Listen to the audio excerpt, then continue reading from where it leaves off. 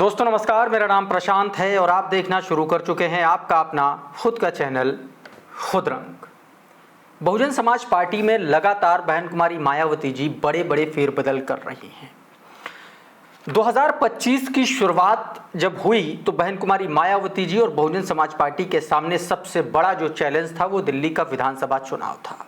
उम्मीद के मुताबिक दिल्ली से भी बहुजन समाज पार्टी के पक्ष में नतीजे नहीं आए। दिल्ली में भी बसपा का ठीक वैसा ही हश्र रहा जैसा 24 के चुनाव में रहा, जैसा हरियाणा के विधानसभा चुनाव में रहा, जैसा महाराष्ट्र में रहा, जैसा झारखंड में रहा। और एक बार फिर से अब बहुजन समाज पार्टी लगातार अपने आप को रिवाइवल फेज में लाने की तैयारी कर रही है। दिल्ली से लौटने के बाद बहन कुमारी मायावती जी ने उत्तर प्रदेश में बड़े फेरबदल किए। उससे पहले दिल्ली में ही बसपा सुप्रीमो ने राष्ट्रीय नेताओं को बुलाया था, अलग अलग राज्यों के पदाधिकारियों को बुलाया था, तमाम सारे सेंट्रल कोऑर्डिनेटर्स को बुलाया था और उनसे अलग अलग राज्यों का फीडबैक लिया था पार्टी और संगठन के बारे में। इसके बाद उन्होंने कई बड़े बदलाव भी किए थे। झारखंड का प्रदेश अध्यक्ष बदल दिया था। उसके बाद उत्तर प्रदेश लौटी। उत्तर प्रदेश में भी उन्होंने सीधे तौर पर कई सारे बदलाव किए। उन्होंने उत्तर प्रदेश में जिला स्तर पर दो प्रभारी लगा दिए। विधानसभा स्तर पर कई बड़े बदलाव किए। बामसेप में भी कहा जा रहा है कि उन्होंने कई बड़े बदलाव किए। और अब एक बहुत बड़ा बदलाव बहुजन समाज पार्टी ने उत्तराखंड में किया है। उत्तराखंड में बहुजन समाज पार्टी ने प्रदेश अध्यक्ष को एक बार फिर से बदल दिया है। बहन कुमारी मायावती जी ने उत्तराखंड में शीशपाल सिंह को हटा करके नरेश कुमार गौतम को एक बार फिर से प्रदेश अध्यक्ष बना दिया है। नरेश कुमार गौतम को एक बार फिर से वहां की कमान जो है सौंपी है। इससे पहले भी नरेश कुमार गौतम प्रदेश अध्यक्ष उत्तराखंड के रह चुके हैं। नरेश कुमार गौतम मूल रूप से सहारनपुर के रहने वाले हैं और आपको याद है कि अभी हाल फिलहाल में ही सहारनपुर के ही रहने वाले एक और बड़े नेता को उन्होंने नेशनल कोऑर्डिनेटर बनाया। मैं बात रणधीर बेनीवाल की कर रहा हूं। तो सवाल यह उठता कि क्या बहन कुमारी मायावती जी इस वक्त सहारनपुर पे कुछ ज्यादा ही कृपा बरसा रही हैं? ये भी अपने आप में एक सवाल है, क्योंकि सेंट्रल कोऑर्डिनेटर सहारनपुर से फिर उत्तराखंड के प्रदेश अध्यक्ष जो हैं उनको भी वो भी मूल रूप से सहारनपुर के रहने वाले हैं और उन्होंने अब उत्तराखंड का एक बार फिर से प्रदेश अध्यक्ष का पद संभाल लिया। इससे पहले भी वो उत्तराखंड के प्रदेश अध्यक्ष रहे हैं। दोस्तों लगातार बहुजन समाज पार्टी की सुप्रीमो मायावती जी इस तरीके के फेरबदल कर रही हैं। अभी हाल फिलहाल में बहन कुमारी मायावती जी ने बीते दिन एक प्रेस कॉन्फ्रेंस की, एएनआई और पीटीआई को बाइट दी। उसमें लगातार बहन कुमारी मायावती जी बहुजन समाज पार्टी की रूपरेखा 2027 के विधानसभा चुनाव के मद्देनजर तय कर रही हैं। बहन कुमारी मायावती जी लगातार बहुजन सेंटीमेंट को उभारने की कोशिश कर रही हैं।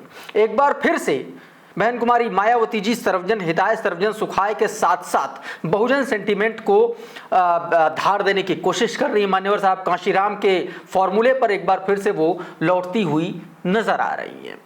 ऐसे में एक बार फिर से बसपा क्या 2027 में 2007 वाला करिश्मा कर दोहरा पाएगी या नहीं दोहरा पाएगी, ये भी अपने आप में देखना बड़ा दिलचस्प होगा। लेकिन जिस तरीके से बहुजन समाज पार्टी के तमाम नेता एक लाइन में एक सुर में बात कर रहे हैं, उससे एक बात साबित हो रही है कि बहुजन समाज पार्टी बीते कुछ सालों में जितनी ताकत से कहीं भी चुनाव नहीं लड़ी, उससे दोगुनी ताकत से वो उत्तर प्रदेश में चुनाव लड़ने के लिए तैयार है।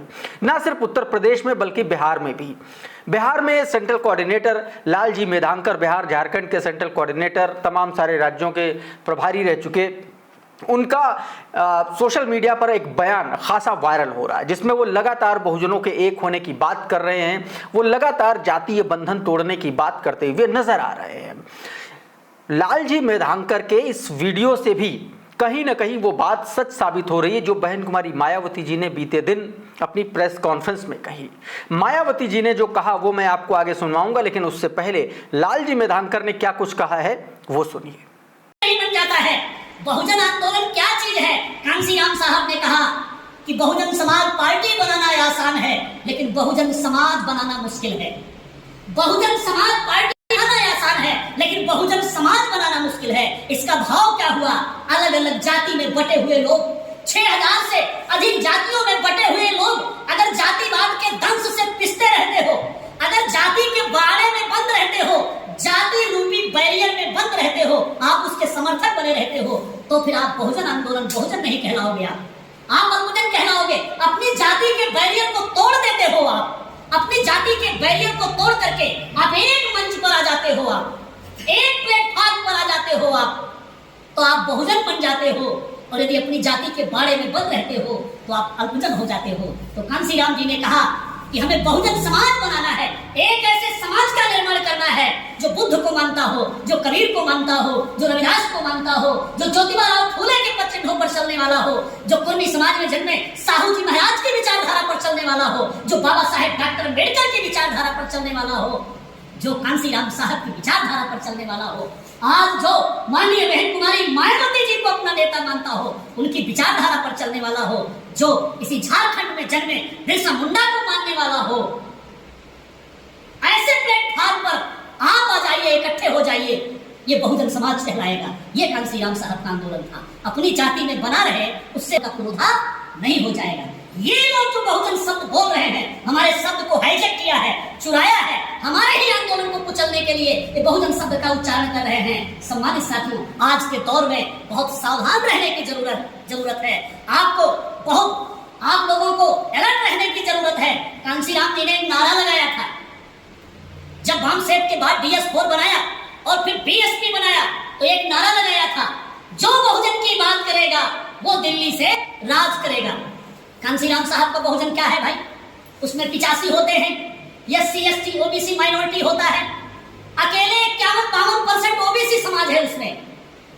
मीनिंग क्या निकली कि जो OBC की बात करेगा वो दिल्ली पर राज करेगा, अर्थात जो पिछड़ों की बात करेगा वो दिल्ली पर राज करेगा। हमारे पिछड़े भाई समझ नहीं पाए, अभी तक हमारे पिछड़े तैयार नहीं हो पाए। उत्तर प्रदेश में 4 बार BSP की सरकार आई, यूपी में थोड़े थोड़े लोग तैयार हुए, लेकिन अगर हम बात झारखंड की करें, बिहार की करें या दूसरे राज्यों की, पूरे देश की करें, वो हमारे OBC के भाई कांसीराम साहब का आह्वान स्वीकार नहीं कर पाए। चुपके से सुन लिया मोहन भागवत ने, सुदर्शन महाराज ने सुन लिया, RSS ने सुन लिया, कांग्रेस और बीजेपी वालों ने सुन लिया कि कांसीराम जी क्या कह रहे हैं। कांसीराम जी कह रहे हैं कि जो पिछड़ों की बात करेगा वो दिल्ली से राज करेगा। भाजपा के लोगों ने प्लानिंग किया कि हमारे जनरल कैटेगरी में से ही किसी आदमी को सेलेक्ट करके हमें उसे पिछड़ा बना देना चाहिए। मेरी बात को गौर करेंगे जिस तरफ मैं आपका इशारा कर रहा हूं। जनरल वर्ग में पैदा हुए श्री नरेंद्र मोदी को RSS के लोगों ने सुझाव दिया कि तू ही तगड़ा नेता है, तू ही मारकाट करवा सकता है, तू ही महान आदमी है, तुझे OBC का बना देते हैं। तो दोस्तों, इस तरीके से लालजी मेधांकर ने अपनी बात रखी। इससे पहले मायावती जी ने प्रेस कॉन्फ्रेंस की और प्रेस कॉन्फ्रेंस में उन्होंने सीधे तौर पर कहा कि कैसे 2007 में बहुजन समाज पार्टी की जब सरकार थी, तब बहुजन समाज पार्टी और बहन कुमारी मायावती जी ने बहुजन समाज को चारपाई और कुर्सियों पर बराबरी में बैठने का हक और अधिकार दिलाया था। इतना ही नहीं, उन्होंने अपनी प्रेस कॉन्फ्रेंस में चंद्रशेखर आजाद से लेकर के आकाश आनंद तक को कई इशारों में अल्टीमेटम देने की कोशिश की।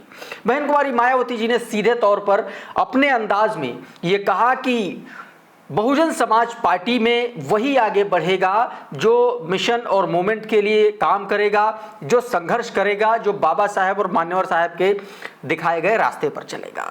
इससे एक बार फिर से वो बात सच साबित होती है, उस बात पर एक बार फिर से मुहर लगती हुई नजर आ रही है कि आने वाले वक्त में आकाश आनंद के लिए जो रास्ते हैं वो इतने ज़्यादा आसान नहीं होने वाले हैं।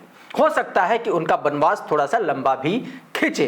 दूसरी तरफ बहन कुमारी मायावती जी ने चंद्रशेखर आजाद और उदित राज जैसे नेताओं को भी आड़े हाथों लिया। उन्होंने इशारों में कहा कि कैसे जातिवादी पार्टियों के इशारे पर बहुजन समाज के भीतर ही छोटे छोटे संगठन, छोटे छोटे दलों को खड़ा कर दिया गया, जो बहुजन समाज और बहुजन समाज पार्टी को कमजोर करने की साजिश के तहत किया गया है। ऐसे में बहन कुमारी मायावती जी का जो इशारा है वो सीधे तौर पर एक तरफ तो वो दलित, शोषित, वंचित समाज में जो बहुजन सेंटिमेंट को एक बार फिर से फ्लोट कराने की कोशिश करें, दूसरी तरफ जो कॉम्पिटिटर पार्टियां हैं या जो कॉम्पिटिटर दलित नेता हैं या जो छोटे छोटे दल हैं, उनको भी कहीं ना कहीं एक तरीके से उनको ठिकाने लगाने की तैयारी कर चुकी हैं। ऐसे में 2027 का चुनाव बड़ा दिलचस्प होने जा रहा है। लेकिन बहन कुमारी मायावती जी का ये फैसला, लालजी मेधांकर की बात कर लें, चाहे विश्वनाथ पाल की बात कर लें, चाहे रामजी गौतम की बात कर लें, तमाम सारे ऐसे नेता हैं जो लगातार अचानक से उन्होंने अपनी राह, अपनी भाषा और लय बदल दी है। ऐसे में समाजवादी पार्टी, भारतीय जनता पार्टी और कांग्रेस जैसे दलों के लिए मुश्किलें बढ़ना स्वाभाविक है। आपको इस पूरे मसले पर क्या लगता है? आप अपनी प्रतिक्रिया हमारे कमेंट बॉक्स में जरूर दे दीजिए। ये वीडियो अगर आपको पसंद आया तो इस वीडियो को लाइक कर दीजिए, इसको शेयर कर दीजिए और चैनल पर नए आए हैं तो चैनल को सब्सक्राइब कर लीजिए, लाइक कर दीजिए। और अगर अभी तक आपने हमारे चैनल को सब्सक्राइब नहीं किया तो सब्सक्राइब जरूर कर लीजिए, बेल आइकन दबा करके। तमाम सारे जो नोटिफिकेशन है वो सबसे पहले आपको मिलेंगे और सबसे पहले आप वीडियो हमारे पा सकते हैं। दोस्तों, अभी के इस वीडियो में फिलहाल इतना ही। बहुत बहुत शुक्रिया, बहुत बहुत धन्यवाद। आप जुड़े रहिए आपके अपने खुद के चैनल खुद रंग के साथ। नमस्कार।